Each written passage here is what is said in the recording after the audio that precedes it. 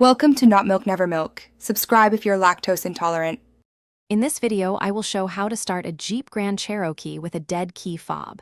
Hold the fob directly against the start button while pressing the brake pedal firmly.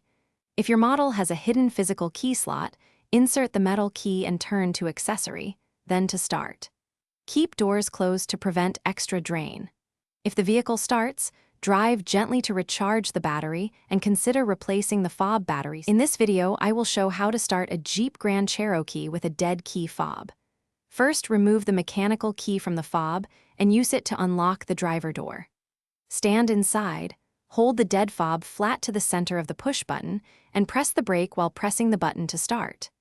If the engine fails to crank, try holding the fob against different parts of the button and repeat the sequence calmly.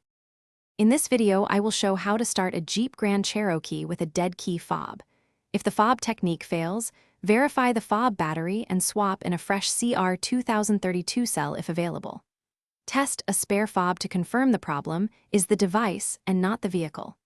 Also check vehicle battery connections and voltage, since low car battery can prevent starting. If needed, call roadside for a jump or professional help for safe diagnosis. Thanks for watching. If this was helpful, leave a like and consider subscribing. See you next time.